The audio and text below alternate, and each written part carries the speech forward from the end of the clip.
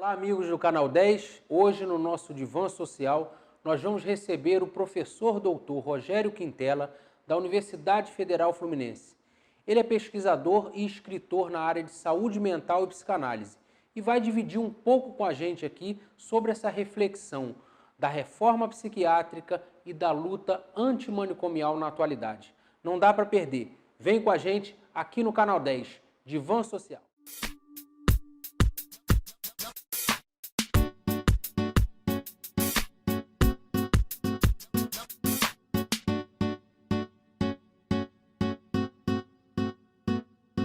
Olá, amigos do Canal 10, estamos iniciando o nosso Divã Social dessa quarta-feira, hoje com o nosso amigo Rogério Quintela, professor da Universidade Federal Fluminense, e vamos falar sobre loucura sem avesso e luta antimanicomial. Rogério, obrigado pelo aceite do convite, muito bom estar recebendo você aqui no nosso Divã. E antes da gente entrar propriamente no assunto, os nossos telespectadores gostariam de conhecer um pouquinho da sua história e da sua trajetória profissional. Então conta pra gente um pouquinho aí sobre esse seu percurso profissional. Primeiramente, Alan, é um grande prazer, né, seu convite, né, foi muito bem acolhido e a gente está aqui com o objetivo exatamente de poder contribuir, dialogar um pouco, não só aqui, mas com a sociedade, né, trazer alguma coisa que possa agregar, né.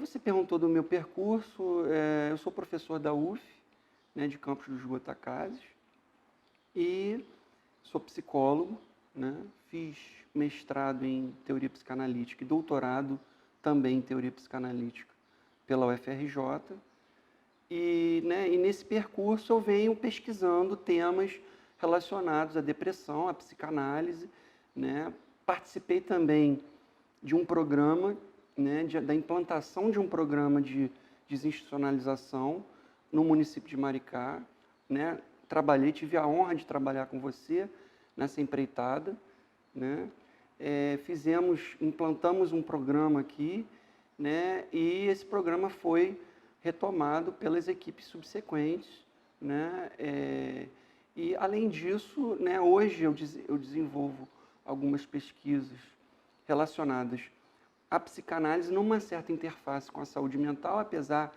de não estar na ponta do trabalho da saúde mental nesse momento, né? Mas as minhas pesquisas hoje, elas se voltam para indagações a respeito do sujeito contemporâneo, né? Como a subjetividade hoje, ela, né, se esboça, né, numa concepção, vamos dizer assim, um pouco diferenciada das concepções do início do século XX, né, com algumas nuances diferenciais, não obstante nós trazermos constantemente o discurso freudiano para desenvolver essas pesquisas, né? Quer dizer, o nosso problema é o sujeito contemporâneo, né? E como que o sofrimento atual, como o empuxo às drogas, as impulsões, as compulsões, isso também é algo que perpassa o campo da saúde mental, né? Como a psicanálise e como o próprio campo da saúde mental, né, enfrentam isso hoje, né? Tanto do ponto de vista teórico, clínico, quanto do ponto de vista prático, social. E aí essas pesquisas, elas, obviamente, você vem desenvolvendo ela ao longo dos anos e nós temos aqui essas duas maravilhas, né, que é A Loucura Sem Avesso e O Super-Eu Canibal, são duas produções suas, né? Dois livros que você lançou recentemente, e esse a gente traz, inclusive, a temática de hoje, né? A Loucura Sem Avesso. Então, eu queria que você falasse um pouquinho desses dois livros, como é que surge a ideia de escrevê-los e o que efetivamente você traz aqui de reflexão nessas duas obras. Esse livro, né, A Loucura Sem Avesso, na verdade, ele é o resultado de uma série de trabalhos de pesquisadores no país, né, que nós agregamos, né, isso é uma organização, isso não é um livro só meu. Né, Você é o organizador, eu sou o né? organizador do livro, né? Então, é a contribuição de vários pesquisadores de diversas regiões do país, como Rio de Janeiro, Paraíba, Alagoas, São Paulo, Minas Gerais, são pesquisadores, né, professores na sua maioria, e nós desenvolvemos esse trabalho com o objetivo de fertilizar novas questões, fertilizar novas discussões, porque a situação atual é grave, né? E nós precisamos realmente nos movimentar, não apenas do ponto de vista clínico, social, mas também do ponto de vista intelectual, né? Então, o avanço da pesquisa, né, a gente defende muito isso, né, o avanço da pesquisa acadêmica, o avanço da produção, porque é a partir da produção e a partir do pensar é que a sociedade realmente avança, né? Então, nesse sentido, é que o livro, né, nós tivemos a alegria, né, de ter como prefaciante o professor Paulo Amarante, né, da Fiocruz, grande referência da saúde mental na atualidade e um grande lutador, né? Nós estamos em torno dessas referências, lutando para manter, né, esse movimento e as produções em torno disso, justamente porque a gente atravessa hoje problemas graves de retrocessos. Todos temos falado muito sobre isso, mas ainda os avanços são, vamos dizer assim, um pouco precários, né? Precisamos ir mais fundo. Aí eu vi aqui no Loucura Sem Avesso que toca-se a questão da saúde mental, da luta antimanicomial e da própria reflexão sobre a loucura, né? Eu queria que você explicasse para a gente e para os nossos telespectadores por que a loucura sem avesso. Fala um pouquinho sobre esse título para a gente. Então, quando a gente fala em luta antimanicomial, né, a gente não está só falando de combater a existência do manicômio. A gente está falando, fundamentalmente, de combater, né, a estigmatização e a segregação em relação à concepção de loucura. Afinal de contas, o que é a loucura? E né, vamos dizer que grande parte da sociedade tem uma concepção, né, de loucura no sentido, vamos dizer assim, segregatório. Ainda é muito estigmatizante. Ainda né? é muito estigmatizante. Por quê? Porque as pessoas têm a concepção de que existe uma saúde pré-estabelecida do ponto de vista mental, né? De que há aqueles que não apresentariam, em hipótese alguma, nenhum tipo de loucura, e há aqueles essencialmente loucos, né? Então, nós temos uma concepção diferente dessa, né, de que a loucura ela é uma resposta, né, justamente ao fato de que nós não somos constituídos e determinados por coordenadas meramente biológicas, nem temos uma essência sã, não trazemos uma essência da sanidade, né, uma sanidade reificada, né? A loucura ela é uma resposta de qualquer ser humano, seja na neurose, seja na psicose, né? Quer dizer, muitas vezes as pessoas confundem loucura com psicose e muitas vezes isso acaba também ajudando na segregação, né? As neuroses, a gente percebe quantos sujeitos, quantos casos apareceram de neuroses graves em que a loucura aparece de maneira bastante pregnante, né? E também existem, né, quer dizer, o ser humano, na medida em que ele não é pré-determinado biologicamente, na medida em que ele responde às variações da vida de uma maneira singular, né, essa singularidade é incerta. Essa singularidade não é pré-determinada nem previsível. Então, todos nós somos passíveis de apresentar, seja uma loucura mais grave, seja algumas loucuras do dia a dia. Como Freud mesmo, o professor Freud, o grande pai da psicanálise, já escreve um livro chamado A Psicopatologia da Vida Cotidiana, ali aonde ele desmonta, de certa forma, essa concepção de uma psicopatologia, de uma doença mental, né, reificada, de alguma coisa, de alguma coisa como uma entidade, né, que está presente em alguns sujeitos e não pode estar presente em outros. Né? Loucura sem avesso é nesse sentido, de que, né, quer dizer, quando a gente usa, por exemplo, essa figura da banda de Möbius, né, que seria uma topologia que o Lacan e outros pensadores usam justamente para demonstrar que não há avesso, né? Na topologia moebiana não há avesso. Nesse sentido, não há certo e errado, né? Não há o certo e o avesso, né? Então, é uma certa desconstrução dessa lógica de que as pessoas, né, sãs, né, olhem para as pessoas aparentemente, essencialmente loucas e acabam, com essa concepção, acabam apartando, colocando essas pessoas no campo do erro. Isso é uma herança cartesiana, né? No texto que a gente desenvolve aqui, é justamente a ideia de que, apesar de todos os avanços na saúde mental, na luta antimanicomial, né, não obstante a Lei 10.216 busca uma garantia do deslocamento do modelo de assistência para o campo da loucura, não obstante os avanços, a construção dos CAPs, das RTs, né, dos centros de convivência e todos os outros dispositivos que a gente vê hoje, nós ainda guardamos alguns ranços cartesianos, né, que produzem avesso ainda, produzem avessos. Por exemplo, a gente pode tomar a concepção de técnica e usuário. Hoje, isso existe no campo da saúde mental, né, essa dicotomia, né, e eu penso que ela também deva ser superada.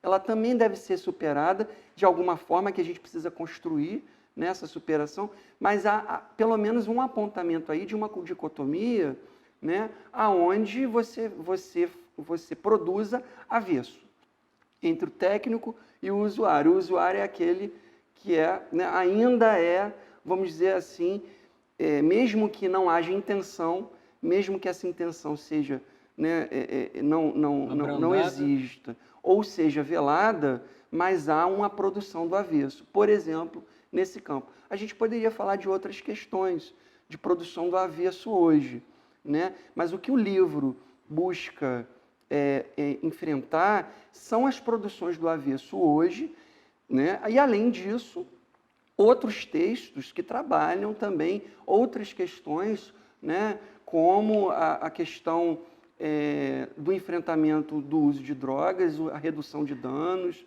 né? Os centros de convivência que hoje assumem uma importância fundamental na saúde mental, né? Textos que também versam sobre a produção artística, né?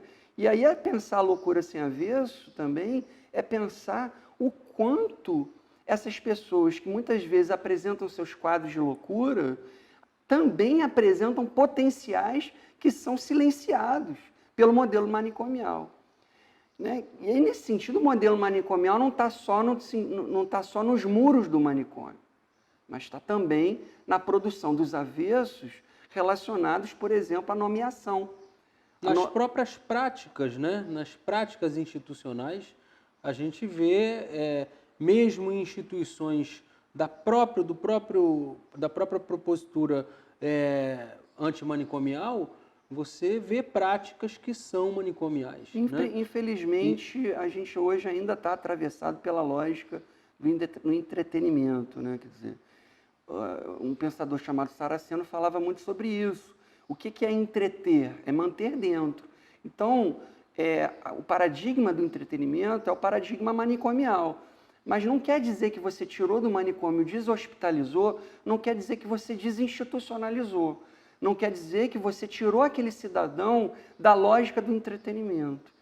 A luta, né, além dos tratamentos, da necessidade e muitas vezes da oferta de tratamento clínico, né, das produções de oficinas, essas produções e essa prática, elas têm que ir na direção da desconstrução do entretenimento. Porque se você mantém, né, essas pessoas dentro, né, de uma determinada clausura, entre aspas, mesmo que não seja a clausura manicomial, mas a clausura da nomeação, por exemplo, né, das dicotomias, do avesso em relação à loucura, nós estamos caindo novamente no modelo manicomial. Mas isso fortalece os discursos pró-manicomialistas. Infelizmente, nós passamos por retrocesso. Porque se conserva aí a lógica do controle também, né? Há uma questão do controle. E você me lembrou muito, né, com esse bate-papo, uma reflexão de Kang Em em O Normal e o Patológico, né? E exatamente sobre essa questão da normalidade, né? Esses modelos de normalidade que ainda estão muito vigentes na sociedade, mesmo com toda essa discussão de uma mudança paradigmática, isso ainda se conserva muito. Quando a gente invoca aí a psicanálise para essa discussão, a gente percebe que a produção psicanalítica ela tentou exatamente criar uma certa ruptura, né, com esses enquadramentos do que era muito comum no discurso psiquiátrico, né, com os diagnósticos descritivos, né, e muito sindrômicos até das patologias mentais. Como é que você vê, então, a psicanálise nessa leitura da loucura, né? Pensar nas estruturas clínicas, né, na estruturação da personalidade, é uma forma de romper com esses diagnósticos da proposição da ciência moderna, né, de diagnósticos muito fechados e com ênfase na doença, na questão da patologia em si? Você acha que a psicanálise ela consegue superar isso? Sem dúvida, sem dúvida. Não digo superar, porque, né, a gente está aí com as classificações psiquiátricas, né, mas sem dúvida ela tem um papel muito importante no sentido de desmontar e operar um corte, né, um corte clínico em relação à construção da ideia de doença mental, né? A gente sabe que essa ideia de doença mental, ela surgiu, né, numa concepção de isolamento manicomial, né?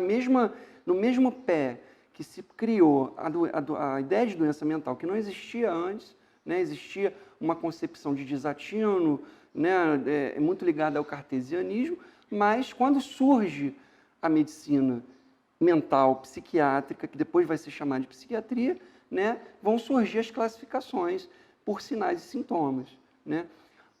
Quando a psicanálise surge, né, ela, com Freud, depois com Lacan, né, ela vai pensar o diagnóstico não do ponto de vista de uma classificação normativa e também no sentido de uma nomeação que possa produzir algum tipo de ressonância social, né? O diagnóstico psicanalítico é simplesmente uma diferenciação entre neurose e psicose para o procedimento, para a direção do trabalho, a direção do tratamento em relação a um determinado sujeito.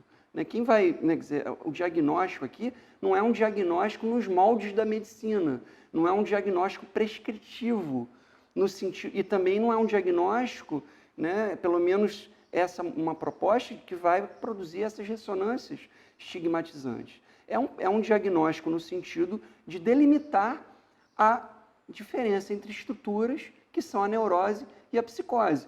Todas elas, a perversão também, né, quer dizer, seriam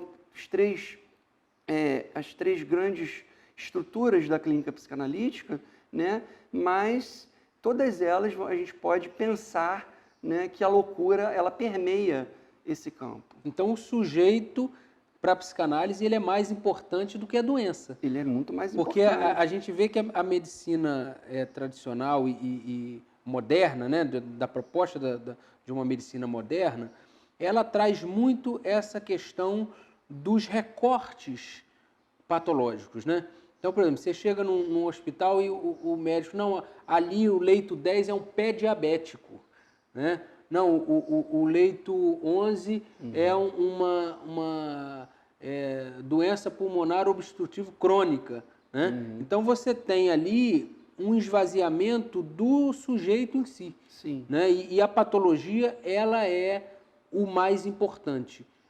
A psicanálise, até com o seu instrumento de escuta, né, de olhar, né, de trabalhar com essa dialética clínica, ela então vai dar esse enfoque maior ao sujeito, é isso? Vai dar enfoque maior ao sujeito, vai dar enfoque maior ao que o sujeito tem a dizer com o seu sofrimento, já que, por exemplo, Freud tomava em consideração que a construção delirante, né, ela é uma resposta a uma determinada questão. É uma questão que qualquer um pode ter. Questões relacionadas à vida, à morte, a ser pai, a ser mãe, a perder um pai, a arrumar um emprego. Essas questões subjetivas, né, o sujeito psicótico responde de uma determinada maneira. Então, o surto é uma produção subjetiva. O surto é uma produção subjetiva e é uma construção. Né? O Freud vai tomar isso como uma solução. Existe sentido e não no como surto? uma doença.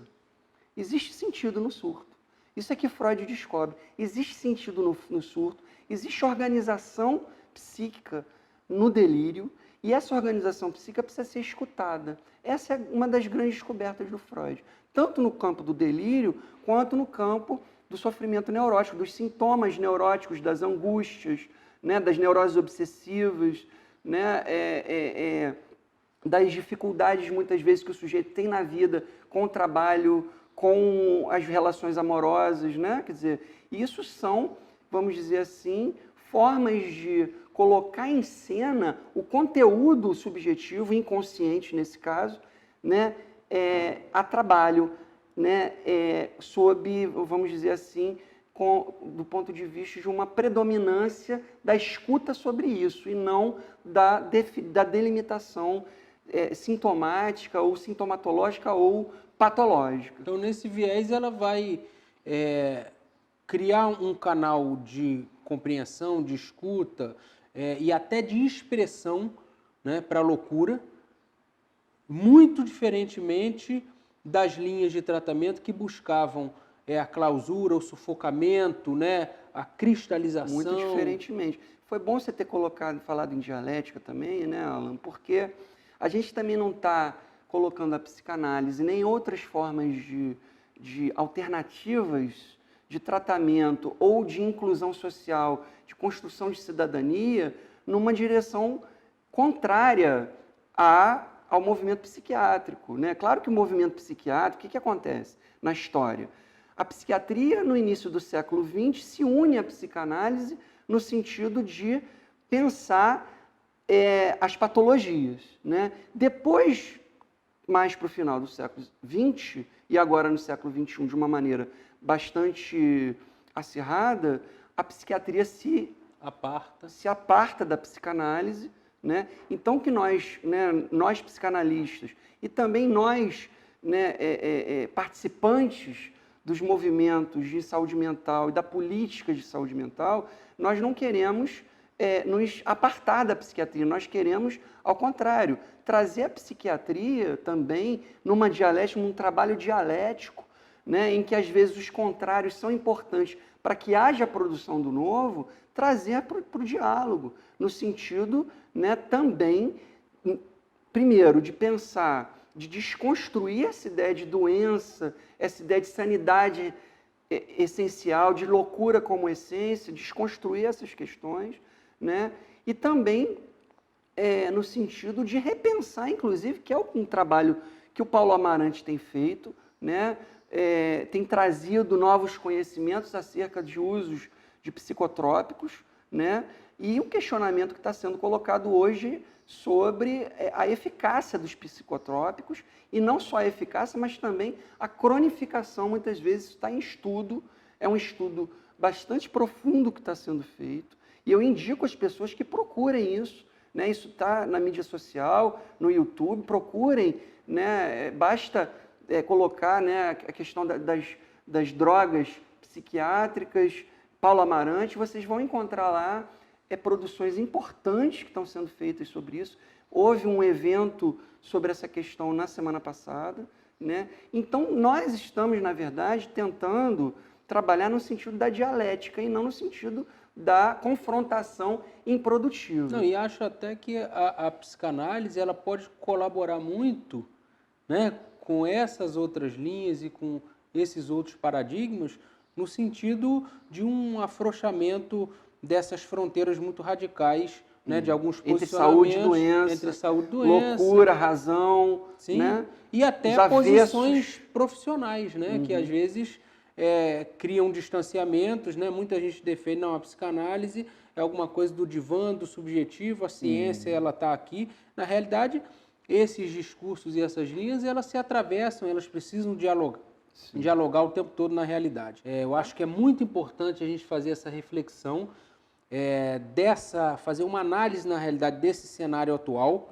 E fica a pergunta, a reforma psiquiátrica, ela está acabando? Ela está ruindo? O que está acontecendo com a saúde mental hoje no Brasil? Nós ainda reproduzimos dentro da saúde mental, infelizmente, né, nós ainda reproduzimos alguma coisa, alguns ranços do modelo manicomial, né?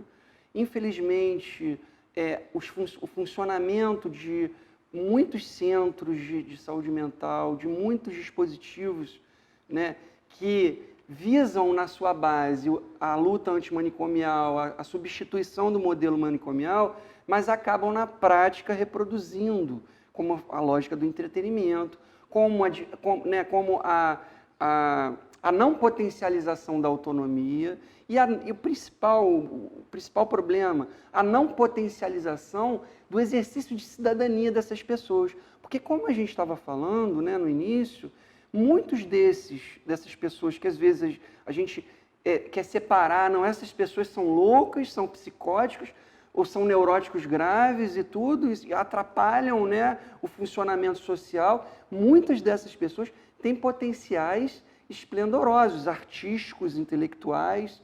Outras pessoas que não têm tantos potenciais, mas têm potenciais para outras coisas, né, no sentido de trabalho, no sentido de produção, seja ela qual for, seja culinária, seja produção de venda, né? Quer dizer, o problema é tomar essas pessoas como improdutivas.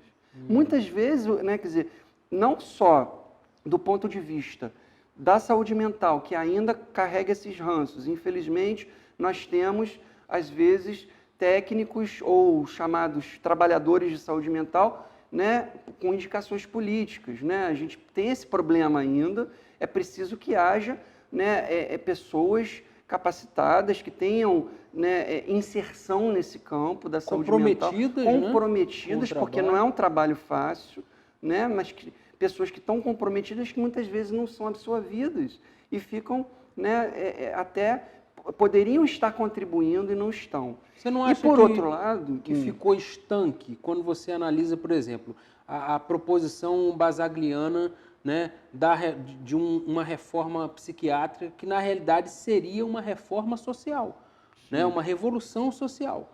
Né? E aí a gente pega, por exemplo, a questão jurídica, a gente teve uma série de alterações das normativas jurídicas, leis, portarias, decretos, que fazem, né, que vão embalando a reforma psiquiátrica no Brasil, para além da Lei 10.216, de 2001, quer dizer, você teve todo um arcabouço aí jurídico, mas será que, de fato, essas leis, essas normativas, elas chegaram à prática social? A população, a sociedade abraçou isso, como talvez aconteceu na Itália? Nós estamos lutando por isso, né? Os psicólogos, os assistentes sociais, os profissionais que trabalham no movimento lutam por isso. O grande foco é a sociedade. E por isso que também nós estamos procurando falar também para a sociedade entender, né, que essa estigmatização não leva a nada. Essa estigmatização leva, na verdade, a separações, segregações que só favorecem, vamos dizer assim, né, o sistema. Né? As próprias pessoas que muitas vezes têm algum tipo de preconceito enraizado e às vezes não conseguem deixar de ter, nós precisamos combater isso, essas pessoas também são prejudicadas, justamente porque elas entram num paradigma, né, que é justamente o paradigma da segregação. E enquanto mais a gente segrega, mais as pessoas vão ser segregadas. Muitas vezes, se a gente muda socialmente essa concepção de segregação, se a gente acolhe, né, os problemas reais, que muitas vezes a sociedade tem dificuldade de acolher, nós vamos produzir nova sociedade. uma sociedade mais igualitária, uma sociedade mais livre, uma sociedade mais solidária, né? E, né, quer dizer, em cima do que você colocou, a reforma psiquiátrica sofre risco? Sofre. Também porque nós, na macropolítica hoje, sofremos, né, vamos dizer, um descalabro, né, em termos de retrocesso. Né? Hoje estão surgindo novas portarias que dificultam o trabalho da substituição manicomial. Inclusive essas portarias, né, essas novas leis que estão surgindo agora, estão sendo enfiadas goela abaixo, né, elas retomam muito, né,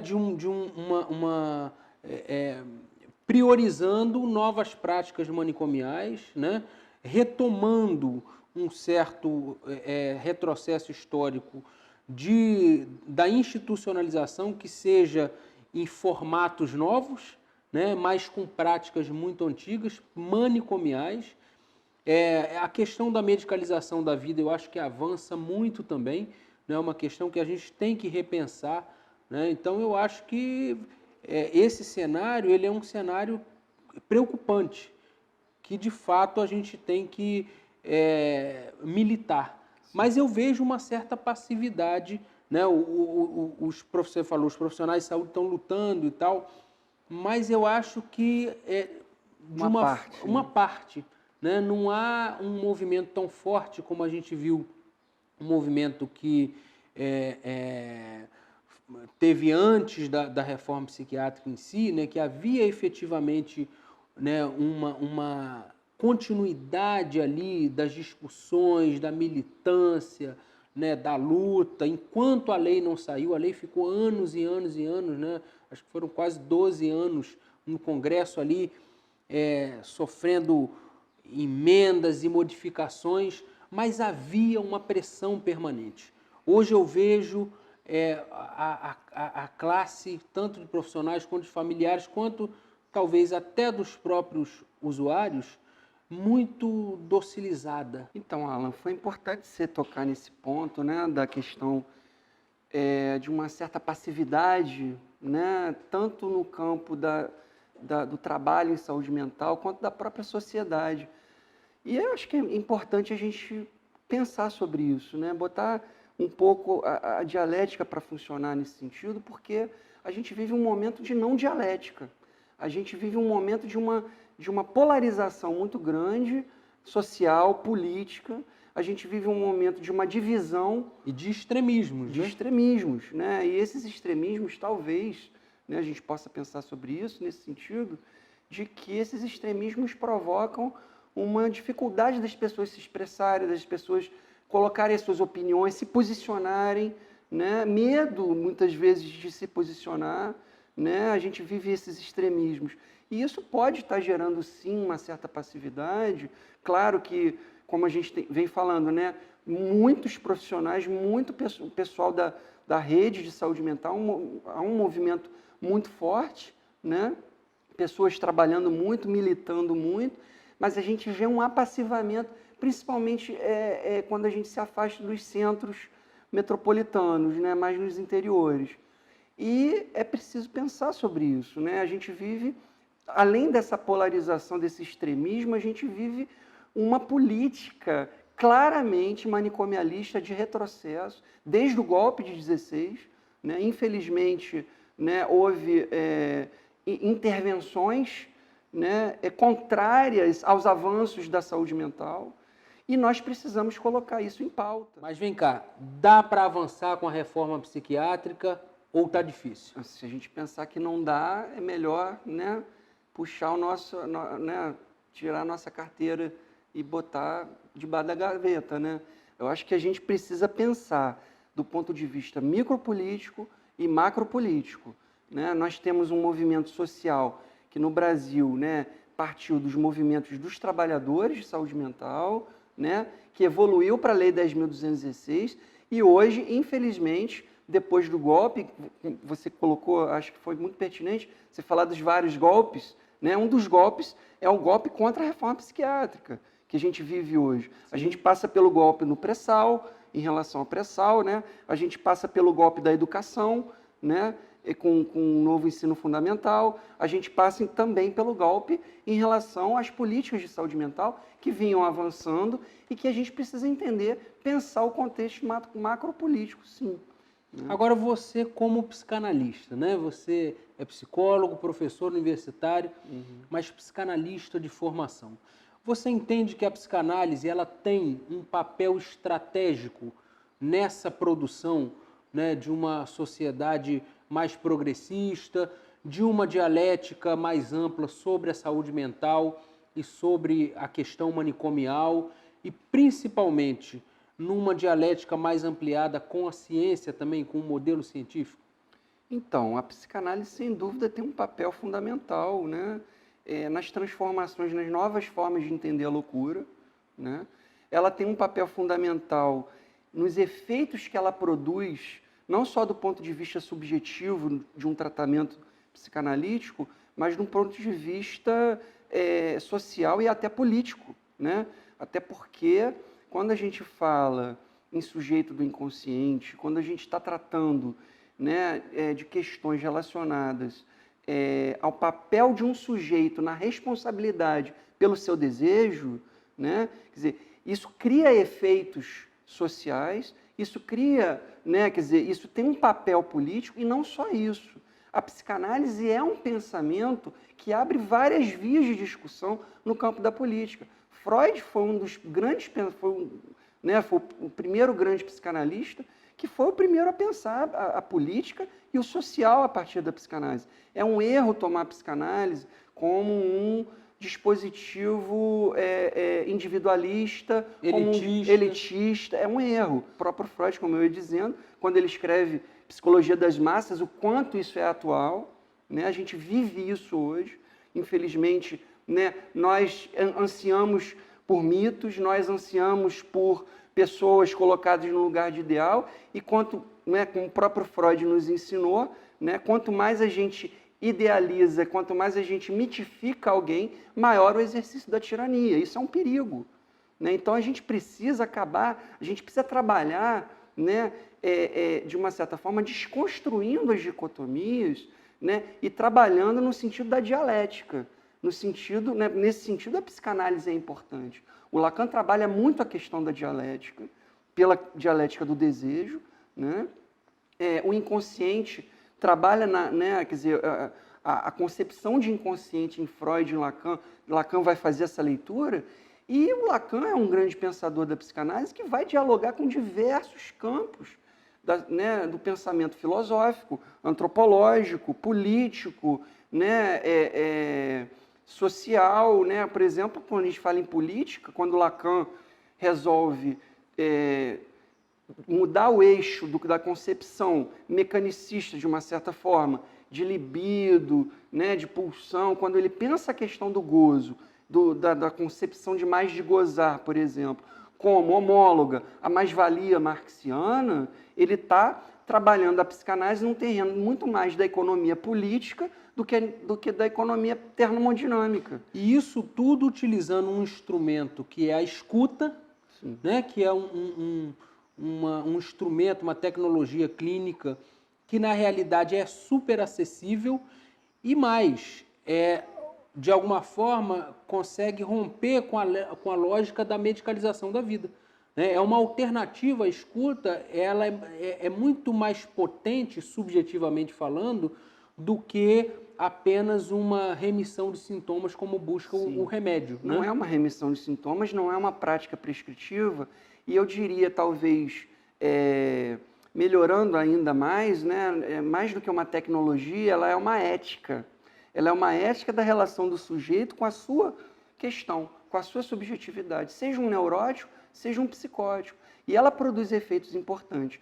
Quanto à questão da medicalização, que também está de cabeça mergulhado nessa dimensão política da psicanálise, a psicanálise é um grande dispositivo desmedicalizador, porque ela surge justamente num momento em que a medicina assume um papel de primazia social e política, né, na sociedade do século XIX, né, ali onde não há sociedade fora de uma regimentação médica, isso Foucault mostra muito bem, né? Mas o Freud vem com a escuta.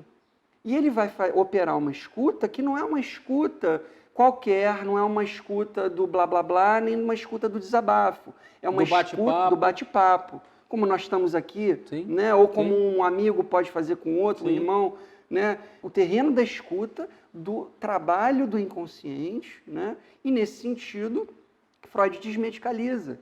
Por quê? Porque ele vai colocar, né, no âmago da questão não o saber prévio nem prescritivo, mas o saber inconsciente que está no discurso do sujeito. Então há técnica, mas muito mais ética. Muito mais ética. Ética não só no sentido do desejo, né, primeiramente, mas também no sentido político, né?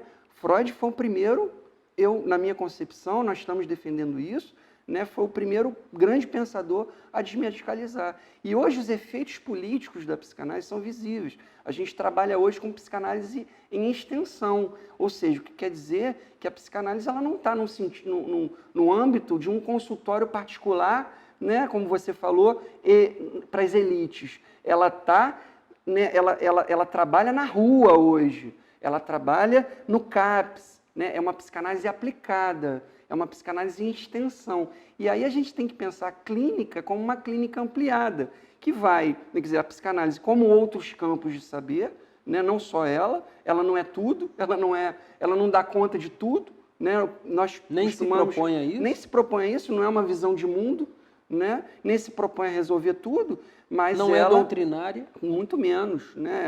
Eu diria que ela é um discurso que produz novas possibilidades de discurso. Então, pensar a psicanálise aplicada no campo da saúde mental é também pensar o papel político da psicanálise na medida em que ela produz efeitos, né? Efeitos não só no ponto de vista do tratamento de um sujeito que está sofrendo, até isso é uma outra discussão também, a questão da loucura é um sofrimento, muitas vezes, né? Na maior parte das vezes, mas também não só no tratamento do sofrimento, mas também em diversas concepções.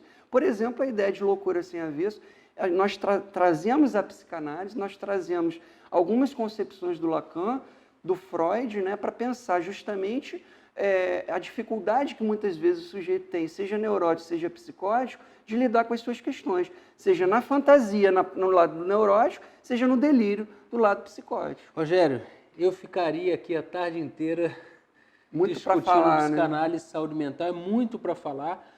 Eu acho que o nosso bate-papo, ele transcende um pouco apenas uma discussão teórica, né? A gente está aqui também trazendo a reflexão militante, né? A reflexão sociopolítica em relação à questão da saúde mental e da luta antimanicomial.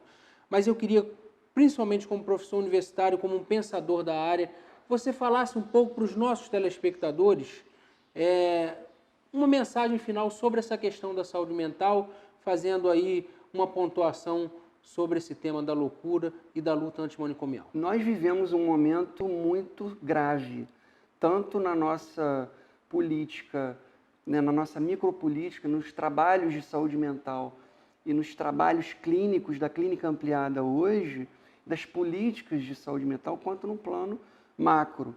E o funcionamento, o movimento antimanicomial, né, que inclusive a psicanálise vai ter uma participação importante nisso também, né?